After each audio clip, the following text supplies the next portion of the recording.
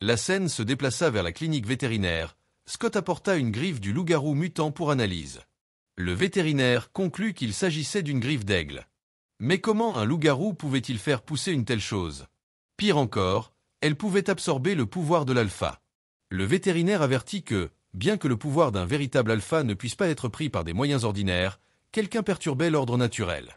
Il expliqua que seul un bêta créé par Scott lui-même, comme Liam, pouvait potentiellement prendre son pouvoir. Bien que Scott ait confiance en Liam, il fronça les sourcils, réalisant que Théo, le bêta nouvellement rejoint, pourrait avoir des arrière-pensées. À leur insu, ceux qui enfreignaient les règles surnaturelles étaient les redoutables médecins, créant des monstres légendaires. Styles se méfiait profondément de Théo. Utilisant l'autorité de son père en tant que shérif, il a enquêté sur les antécédents de Théo, découvrant une vieille contravention émise au père de Théo 8 ans auparavant. Malia, la petite amie de Styles, ne comprenait pas pourquoi il était si hostile envers Théo.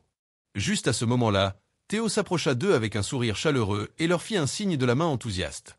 Malia questionna la méfiance de Styles, et Styles répondit fermement. C'était parce qu'il se souvenait de l'apparence de Théo 4 ans plus tôt, et il était sûr que ce n'était pas Théo. Pendant une pause, Styles a confronté Scott pour interroger Théo et découvrir la vérité sur son identité. Théo expliqua comment il était devenu un loup-garou. Une nuit, alors qu'il s'entraînait à faire du skateboard, il tomba et se blessa à la jambe. Le skateboard volant, étrangement, ne fit aucun bruit à l'atterrissage. Lorsque Théo leva les yeux, il vit une créature monstrueuse qui le tenait, un loup alpha musclé aux yeux rouges. Théo fut mordu à l'abdomen et transformé en loup-garou. De tels alphas étaient rares. Styles insista, demandant pourquoi Théo n'avait pas rejoint la meute de l'alpha. Théo répondit qu'il venait de vivre sa première pleine lune lorsque le loup alpha mourut tragiquement. Styles poursuivit plus loin, sceptique quant à une telle coïncidence et sous-entendant que Théo mentait. Obligé d'élaborer, Théo dit que l'alpha avait été tué par 2 loups bêta de la meute, qui avaient ensuite pris le relais. Scott et Styles échangèrent un regard. Ces 2 bêtas étaient probablement les fameux loups jumeaux. L'histoire de Théo avait désormais du sens, car les loups-garous pouvaient détecter les mensonges en écoutant les battements de cœur. Le rythme cardiaque de Théo resta stable tout au long de l'histoire. Pourtant, Styles n'était toujours pas convaincu. Théo raconta ensuite divers détails personnels pour valider son identité. Cela finit par convaincre Scott, à la grande frustration de Styles. Bien que l'identité de Théo ait été vérifiée, Styles était déterminé à découvrir ses véritables motivations. Après avoir gagné la confiance de Scott, Théo a cherché à gagner sa sympathie, déplorant sa solitude de loup-voyou et exprimant son désir d'un sentiment d'appartenance, un endroit où il pourrait se reposer, comme un grand arbre offrant de l'ombre. Avant que l'interrogatoire ne puisse continuer, la cloche de l'école a sonné. Scott a été influencé par la vulnérabilité de Théo, mais Styles est resté prudent, convaincu que Théo cachait quelque chose. Plus tard, Styles a volé les documents de transfert de Théo au bureau de l'école.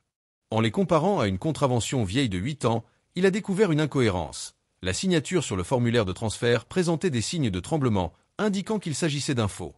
Cependant, les amis de Styles ont rejeté ces inquiétudes comme de la paranoïa. Frustrés par leur incrédulité, Styles s'est déclaré avec colère le seul à voir la vérité au milieu du chaos. Après l'école, Styles et Liam ont suivi Théo jusqu'à la périphérie de la ville. Ils ont trouvé Théo debout sur un pont en bois, regardant au loin avec mélancolie. Les loups-garous pouvaient sentir les signaux chimiques émotionnels, alors Styles a exhorté Liam à flairer les sentiments de Théo. Liam a détecté de la tristesse, réalisant que Théo pleurait sa défunte sœur. Embarrassés par leur intrusion, Styles a rapidement essayé de reculer, mais Théo les avait déjà remarqués. Se tournant vers eux, il a demandé, avec une curiosité feinte, pourquoi ils le suivaient. Styles refusa de répondre. Allant droit au but, Théo demanda pourquoi Styles ne lui faisait pas confiance. Acculé, Styles révéla la différence de signature, sa seule piste. Ayant été attrapé, Théo joua la carte de l'émotion, disant qu'il avait rejoint la meute de Scott parce qu'il voulait trouver des amis prêts à risquer leur vie pour se protéger les uns les autres, comme ils le faisaient tous. Les paroles sincères de Théo laissèrent Styles sans voix.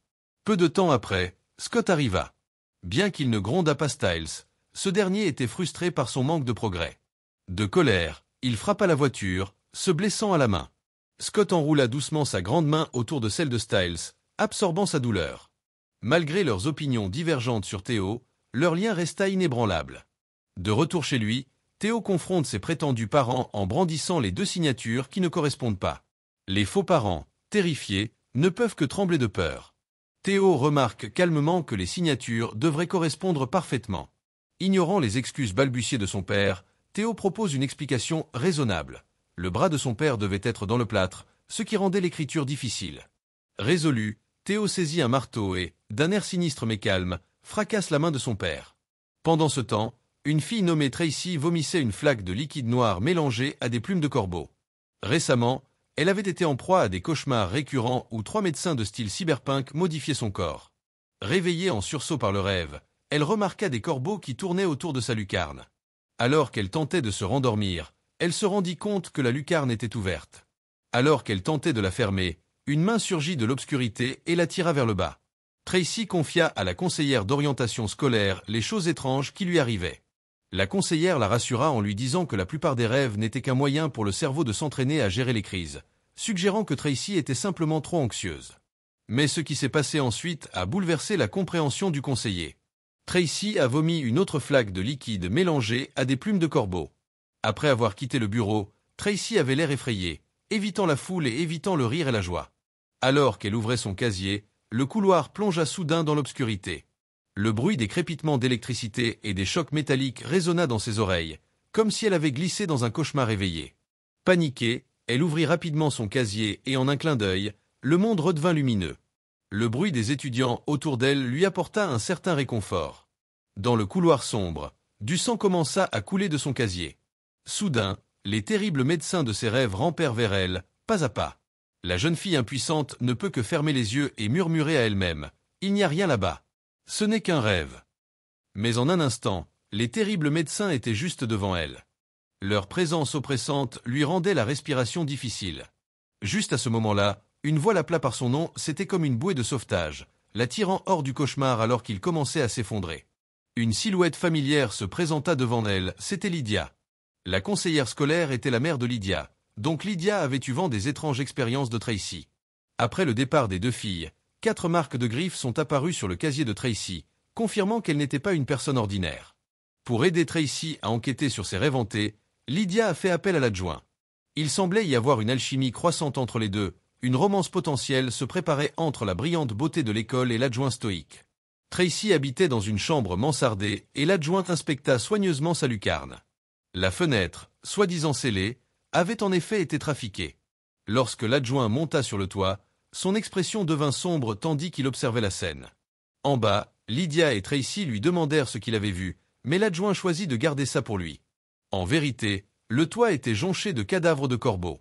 Pour enquêter davantage, l'adjoint décida de monter la garde cette nuit-là, et Lydia se porta volontaire pour rester avec lui.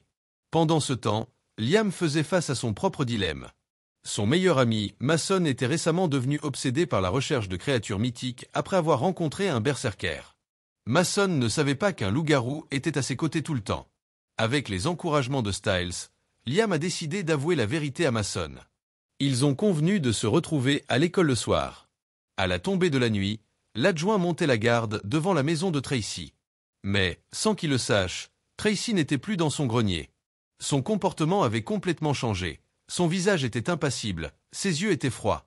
Peu de temps après, Lydia arriva.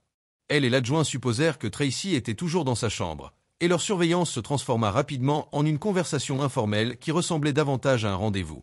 De retour à l'école, alors que Liam s'apprêtait à révéler son secret, un loup sauvage apparut, les traquant. En une fraction de seconde, Liam se transforma en loup-garou juste devant Mason, poussant un rugissement semblable à celui d'une oie qui fit fuir le loup. Mason passa de l'incrédulité à la pure excitation.